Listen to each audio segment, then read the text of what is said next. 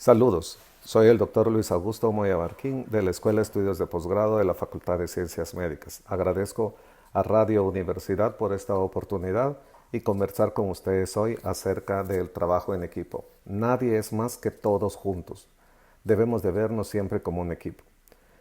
¿Qué pasaría si el hombre no estuviera organizado en base al respeto a los demás, a las normas y a las reglas? Pues de todas maneras habría una imposición de la ley del más fuerte.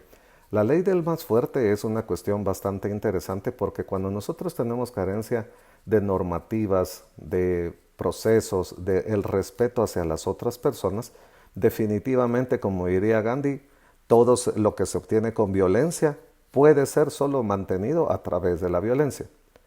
Se ha cuestionado mucho acerca de la ley del mínimo esfuerzo. En realidad, una de las cosas que más nos cuesta ver a nosotros en los conglomerados humanos es de que a veces hay personas que sí quieren ser el más fuerte, pero también hay personas que se quieren caracterizar por hacer el mínimo esfuerzo. Nosotros insistimos de que la vida es una aventura, definitivamente hay que vivirla y que tiene sus riesgos, sí, pero la rutina es definitivamente mortal.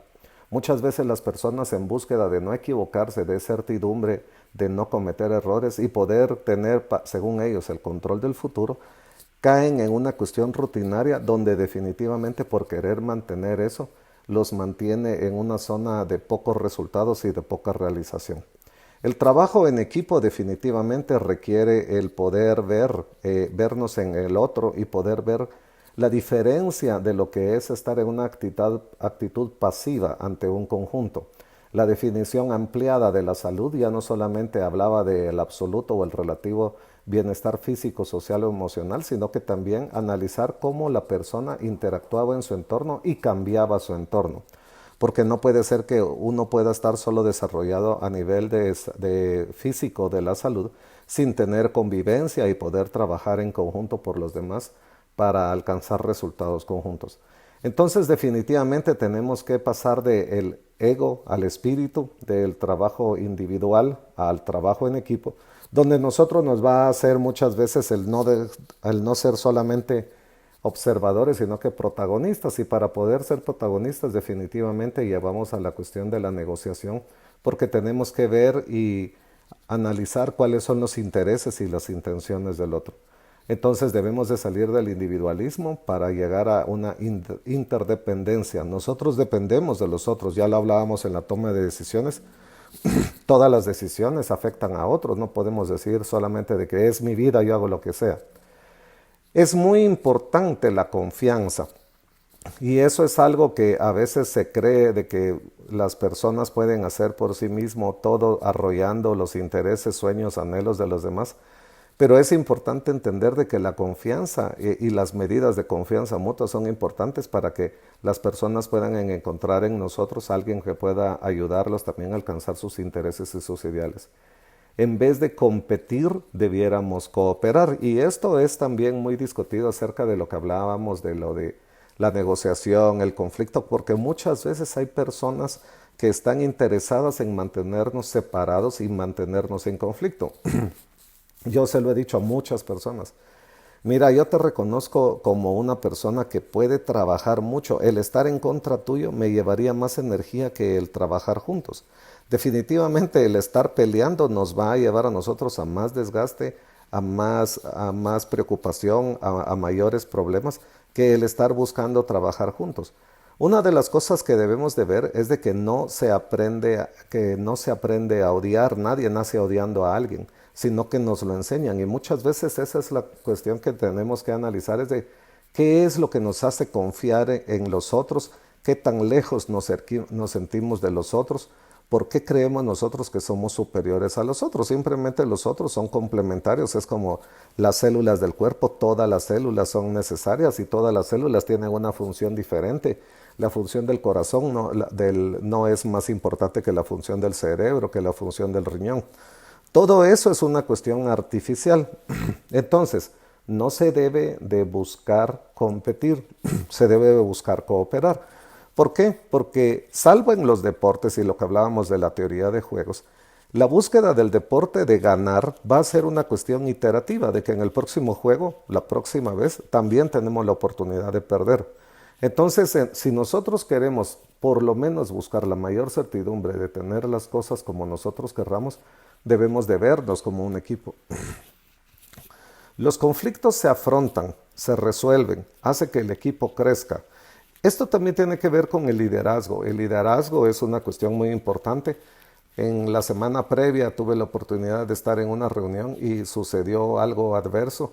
Entonces alguien me dice, bueno, esto salió mal, pero como tú eres el líder, hasta ese momento me reconocieron y me pusieron el puesto de líder, pero como tú eres el líder, es culpa tuya.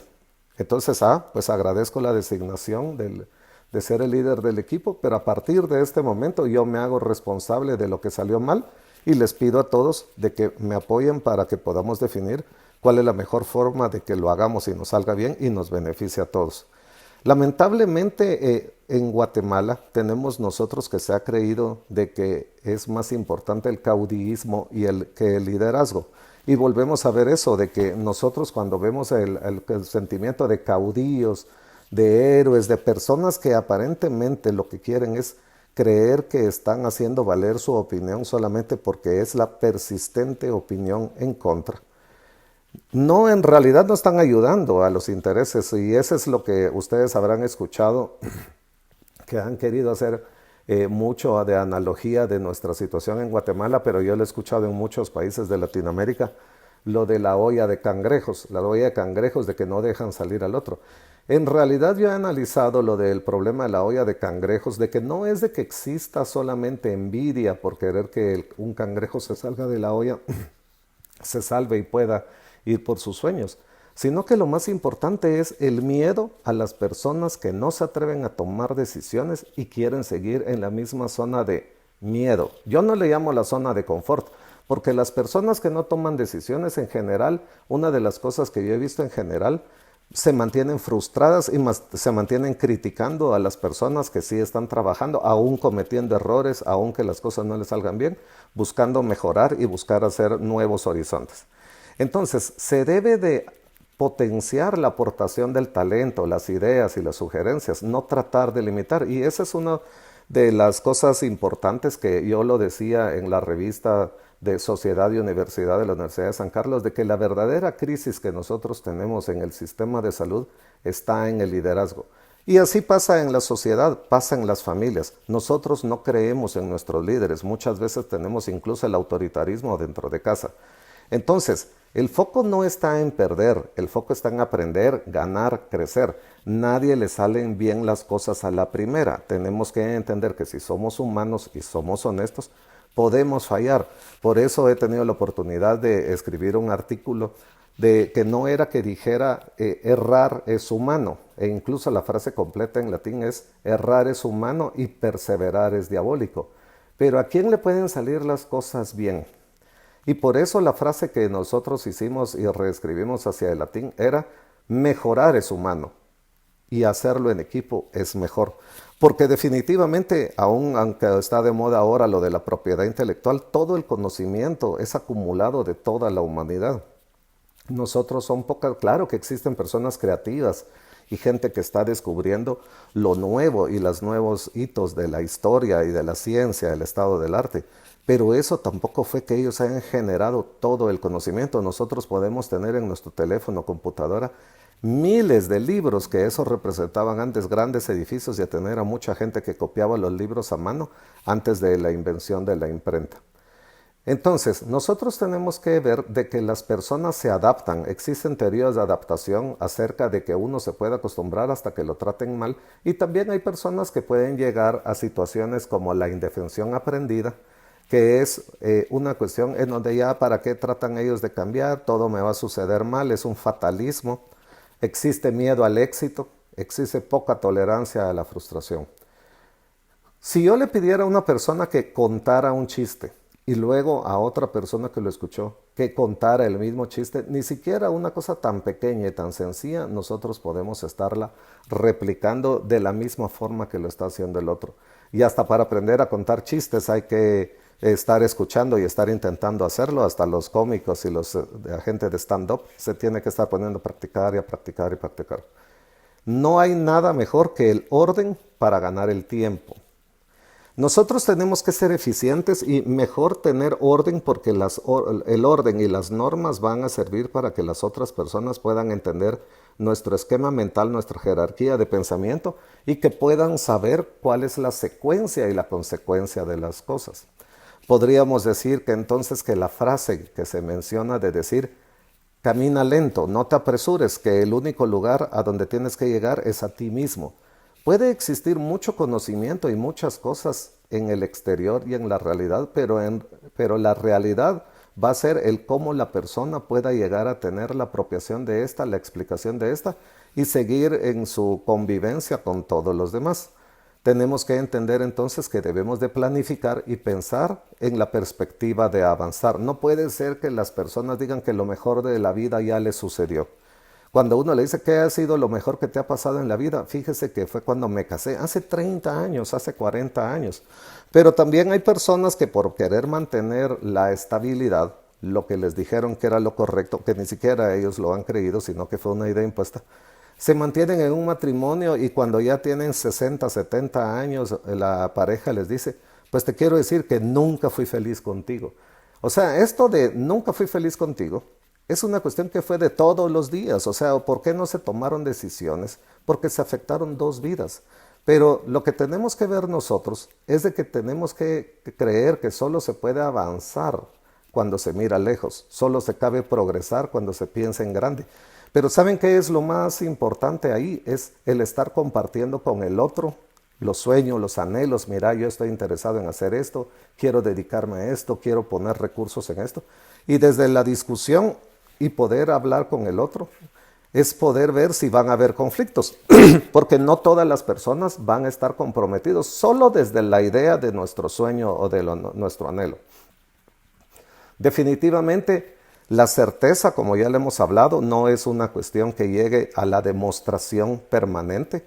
Incluso lo que nosotros creemos, las creencias, no son verdades científicas, son cosas en las que nosotros decidimos creer. Nosotros le dimos la validez a eso, pero no necesariamente es una cuestión que sea inamovible. Desde el punto de vista en este mundo de normas, de física, de leyes, de elementos, de mediciones, en donde nosotros tenemos que desenvolvernos. Podemos tener un pensamiento abstracto, podemos tener la realización espiritual, intelectual y lo que ustedes quieran, pero todo tiene que llegar a ser dentro de este mundo que al final es una dimensión física.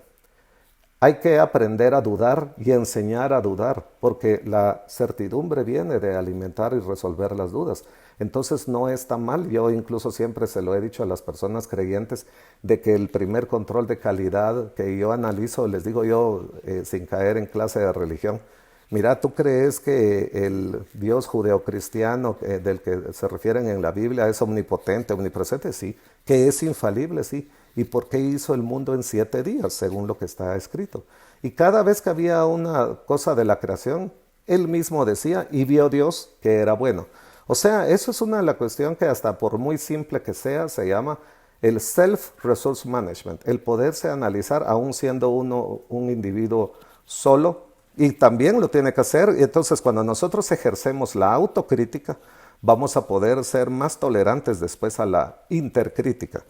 ¿Por qué pasa eso? Porque hay personas que ni siquiera ellos mismos toleran su crítica y tratan de vivir engañados. Eso no es problema una vez no salgan de su casa, porque todo lo demás, cuando convivan con los demás, si no ejercen la intercrítica, no escuchan a los demás, no llegan al consenso y no pueden compartir las ideas, definitivamente va a llevar al conflicto.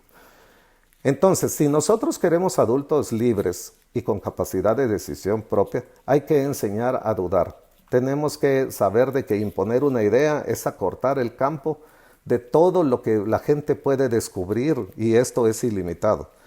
Enseñar a cuestionar, no solamente a los demás, sino que también uno, aprender a cuestionarse hasta las cosas que nosotros creemos que son las cosas que más certidumbre y con más arraigo creemos. nos va a hacer la llave del conocimiento y de la sabiduría. Esa es al final lo que nos va a llevar a nosotros el hacer que el conocimiento sea significativo. O sea, si usted llega a estudiar algo, pero eso le sirve a usted y tiene utilidad, el conocimiento tiene un valor para usted. Usted puede aprender muchas cosas, usted puede aprender un idioma de un país muy lejano, pero si usted no le sirve, no le tiene utilidad, no lo practica y eso no le permite descubrir nuevas relaciones, formas de pensar y estilos de vida, lo más rápido que va a hacer es de que se le va a olvidar. ¿Por qué? Porque su cerebro no va a gastar almacenamiento en algo que no tenga utilidad ni retroalimentación. Entonces, hay una gran riqueza desde la diversidad de perspectivas. La duda es fundamental para construir esas ideas, para poder tener las perspectivas.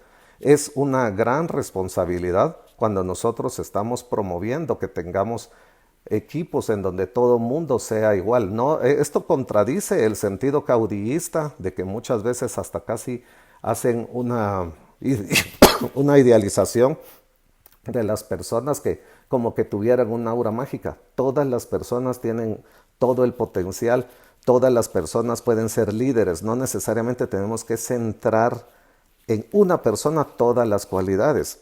Yo puedo ser docente de la universidad en una especialidad de terapia intensiva pediátrica, pero cuando salgo de la universidad puede ser que uno de los alumnos de primer año sea el sensei que me entrena a mí en el karate, otro alumno puede ser mi instructor de música, otro alumno puede ser mi profesor de inglés, otro alumno puede ser el que me dé clases de manejar. En realidad nosotros tenemos interdependencia de todos.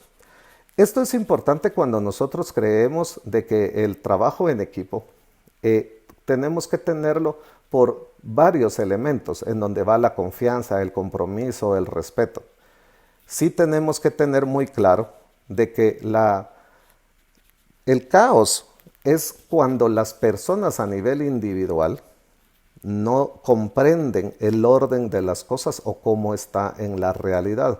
Entonces prácticamente cuando se dice cada cabeza es un mundo, es una circunstancia muy interesante porque nosotros podríamos ver cuando alguien lee un libro y dice, y entonces en una casa muy bella, cada quien se va a imaginar la casa bella como ellos quieren. O una mujer muy bonita, cada quien se va a imaginar a la mujer bonita que ellos quieran. Cuando yo lo pregunto en las clases, ¿qué entendés tú por mujer bonita? Me dicen, puede ser mi esposa, mi hija, mi madre, yo misma.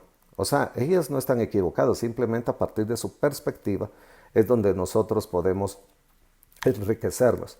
Definitivamente, en la toma de decisiones y en las perspectivas, a las personas, como en los niños, hay una frase, dicen que anhelan las cosas, pero no sus consecuencias. Las consecuencias no necesariamente tienen que ser malas, también pueden ser buenas. Muchas personas logran un título universitario, tener éxito, concluir una maratón en consecuencia del trabajo coherente que hicieron.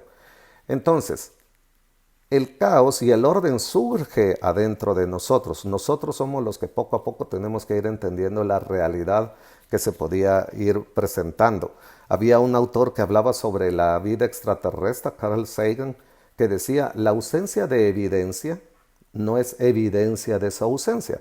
O sea, el que nosotros no podamos demostrar en este momento la vida extraterrestre, no necesariamente es evidente que no exista. Y entonces acá es cuando nosotros hablamos del caos y de lo que no existe, es donde nosotros nos choca el concepto de creencia versus una demostración científica. ¿Y qué significa el caos? El caos no es que haya un desorden, sino que nosotros no tenemos la jerarquía para poder entender la realidad. Piense usted en el alfabeto de A, B, C, D, E, F, pero ese es el que usamos en esta cultura occidental. Hay otros alfabetos de otros idiomas que son diferentes, pero incluso en las máquinas de escribir, el orden que tiene la Q, la W, E, R, T, Y, el teclado llamado QWERTY, es para las computadoras que se venden de este lado del mundo. Es para los idiomas que pueden tener esa estructura. Entonces, ¿cuál fue el orden lógico para poder diseñar, donde nosotros hemos aprendido desde la mecanografía hasta usar una computadora? Este orden y este teclado era la frecuencia en que se utilizaban las letras para que no se le estuvieran a uno enredando los dedos. Entonces volvemos nosotros a decir que así como nosotros entendemos de que el A, B, C, D, E, F, G, H, I es un orden, también tenemos que entender que hay otro orden, que es el teclado QWERTY. Entonces, existen diferentes órdenes que al hombre le pueden servir para entender la realidad. Vuelvo a decir lo que decía Gandhi sobre la ley del más fuerte, porque no podemos imponer las ideas. Lo que se obtiene con violencia solo puede mantenerse con violencia. Entonces, la violencia es el miedo a los ideales de los demás, es el miedo a escuchar a los demás, es el miedo de poderle poner atención a que otra persona piense diferente.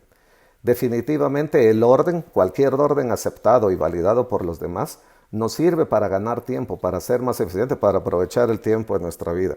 Muchas veces cuando se habla de principios y valores, estamos hablando de que los principios pues deben ir al principio, vamos a anteponer estos enunciados y los valores pues necesita valor para defenderlo. Pero el grave problema que yo veo es de que existe una gran incongruencia de la gente que quiere que exista una sociedad con valores, pero no tienen los valores de defenderlo, no tienen la valentía de defenderlo. ¿Por qué? Porque volvemos a la ley del más fuerte y a la ley del mínimo esfuerzo. Definitivamente los individuos siempre van a buscar tener una ventaja sobre el grupo. ¿Por qué? Porque no se quieren comprometer en eso. El desorden es más probable que el orden. Desde la naturaleza, y uno se tiene que preguntar, ¿y en realidad el ser humano es tan necesario y tan importante para que la naturaleza exista con él? Puede existir sin él, hay muchísimos ecosistemas, todos los ecosistemas no necesitan de la mano del hombre. Yo siempre lo he discutido acerca de la inteligencia artificial, de que hasta las máquinas las hace el hombre, no es de que exista que una máquina se haya generado a sí misma. Pero vean ustedes toda la riqueza en la naturaleza de órdenes que tal vez nosotros no entendemos, desde un hormiguero, un panal de abejas, una parvada de pájaros, todo eso tiene orden que es para ellos funcional, de la supervivencia, de manadas y todo eso para hacer las migraciones. Definitivamente toda la naturaleza nos puede mostrar lo que es el orden y los ciclos, que es otra cosa muy importante. Las temporadas, el invierno, el verano, los equinoccios, todo existe a partir de ciclos y con una capacidad de predicción. Es cierto, no hay nada que sea una certidumbre permanente por lo del tiempo que nosotros podamos ver, pero alguien podrá decir, es que fíjese que este volcán, dice mi abuelito, que nunca ha hecho erupción porque en toda la vida él nunca vio una erupción. Sí, pero si el abuelito tiene hoy 100 años para la vida de un volcán, créanme que es muy, muy poco. No podemos nosotros predecir a partir de una pequeña ventana de tiempo lo que va a ser la predicción a largo plazo.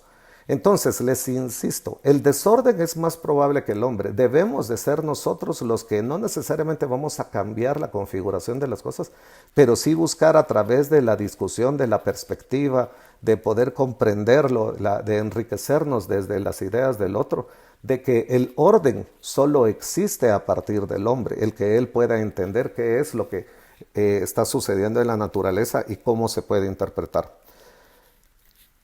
Existe entre la idea del hombre el buscar todos los días un anhelo, y el anhelo debiera ser hacia la grandeza, pues tenemos que vernos hacia un futuro mejor. El futuro, como hablábamos, el futuro que no necesariamente va a ser el futuro idealista, porque nosotros tenemos exceso de parálisis por análisis, personas idealistas, románticas, totalmente utópicas, que eso en general cuando uno ve y ellos quieren compartir sus ideas, tienen dificultad porque les cuesta llegarlo a la forma explícita y a la implementación. Respetamos de que cada quien pueda tener su visión romántica de las cosas y ver las estrellas, las mismas estrellas que vamos a ver todos, y tener sus anhelos hacia adentro. Pero sí tenemos que llegar a aprender a trabajar en grande, y hay algunos que nosotros tenemos que hacerles creer. Yo lo comparto con todos los estudiantes y docentes. Yo estoy comprometido con su grandeza. Yo lo que quiero es de que ustedes vean que la grandeza es posible. Yo me enamoro de la grandeza que pueden llegar los estudiantes, y que, como se lo digo yo aún al estudiante de primer año de la facultad, lo más seguro es de que yo en un futuro voy a confiar mi vida en ti. ¿Por qué? Porque lo más seguro es de que tú ya no vas a ser paciente mío porque yo soy pediatra, pero si tú eres médico de adultos, anestesiólogo, cirujano, lo más probable es de que yo voy a confiar mi vida en ti o la vida de mi familia. Entonces uno tiene que comprometerse y hacer que las personas se enamoren de la grandeza. Pero no hay que temer a la grandeza. Algunos nacen grandes, algunos logran grandeza, a algunos la grandeza les es impuesta y a otros la grandeza les queda grande, como diría Shakespeare. Cuando nosotros vemos el Popol Vuh, incluso por eso es que habla acerca de que todos se levanten, que nadie se quede atrás. A mí me encanta la frase donde dice, no habrá grandeza hasta que no tengamos el hombre formado. Mientras hayan albas y amaneceres, germinemos ya. O sea, tenemos que pasar de ser la semilla en latencia a ser la semilla que da el fruto y que vuelve al ciclo de volver a regresar a la tierra y volver a dar más fruto y hacer un ciclo en donde nosotros vamos a estarnos involucrando, donde vamos a renunciar al individualismo para poder pasar a trabajar en un equipo. El lema de la Universidad de San Carlos es tremendamente poderoso: id y enseñad a todos. Yo lo comparto con los colegas del ejercicio profesional supervisado de especialidades médicas, de que el id y enseñad, que es el mandato de Jesucristo a sus apóstoles, no es el ir a dar clases magistrales, no es el llegar a dar docencia.